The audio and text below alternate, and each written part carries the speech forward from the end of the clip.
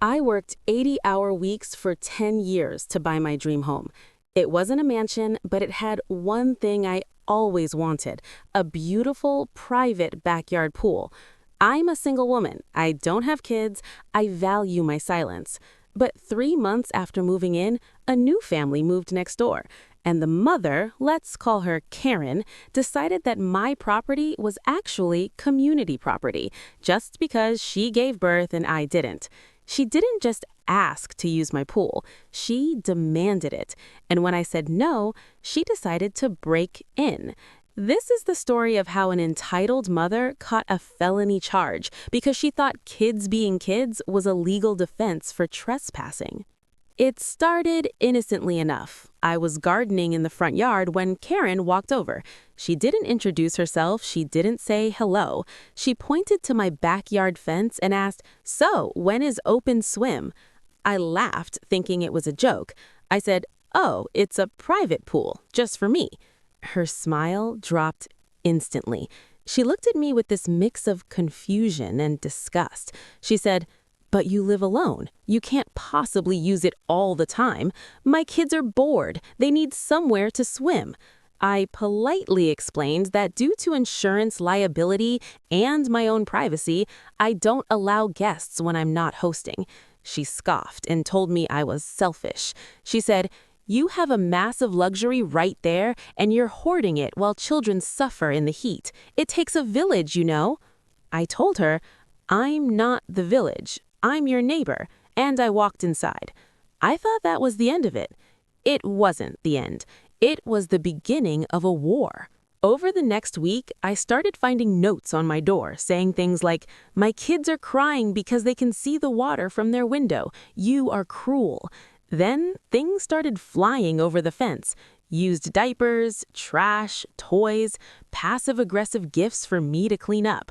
One Saturday, I was lying on my pool float, reading a book, trying to relax. Suddenly, I heard a voice screaming from the second-story window next door. It was Karen. She was yelling, "Must be nice to just lay there doing nothing. Some of us have actual responsibilities." I put on my noise-canceling headphones. I refused to engage. In psychology, this is called extinction, ignoring a behavior to make it stop. But when dealing with a narcissist, it's different. When you ignore them, they don't stop.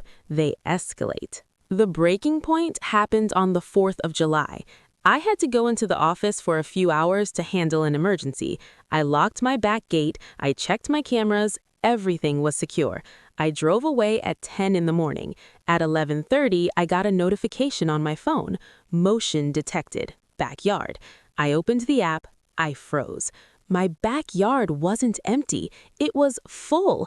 Karen wasn't just there. She was hosting a party. There were at least 10 people. Her husband was grilling burgers on my grill. Her kids were jumping into my pool. Karen was sitting on my lounge chair drinking a margarita. They had actually cut the padlock on my gate. I didn't call Karen. I didn't scream through the camera speaker. I did what any rational property owner would do. I called the police. I drove home, my heart pounding. When I pulled up, the police were just arriving. I walked into my backyard with 2 officers behind me. The music stopped, the splashing stopped. Karen looked up from her drink. She didn't look scared. She looked annoyed. She stood up and said, "Oh, you're back early. Don't worry, we'll clean up. No need to be dramatic with the cops."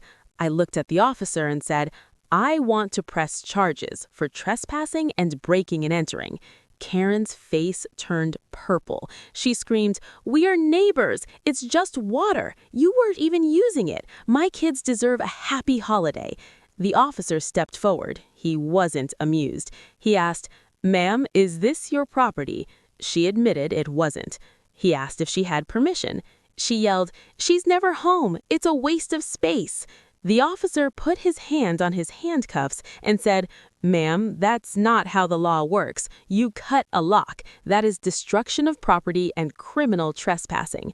Karen started shrieking. She pointed at me and screamed, "She's a monster. She hates children. She's trying to ruin my kid's summer because she's a bitter, barren woman."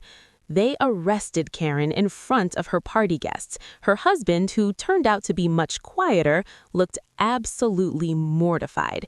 He tried to apologize to me, offering to pay for the lock and the pool cleaning. I told him, "I don't want your money. I want you to stay off my land." Karen spent the night in jail. She was charged with trespassing and criminal mischief. The best part? The homeowners association got wind of the police report. It turns out breaking into a neighbor's house is a violation of the bylaws. They are now fining her family for every violation, and they're threatening to evict them if there is one more incident. My backyard is quiet again. I put a new, stronger lock on the gate. Sometimes when I'm swimming alone in silence, I look up at her window. The blinds are always closed. She learned a hard lesson that day. Being a mother gives you many things, but it does not give you the deed to my house. This story highlights a specific type of entitlement, the belief that your life choices create an obligation around everyone else. It's important to remember, your neighbors are not your village. Their property is not your playground, and no is a complete sentence.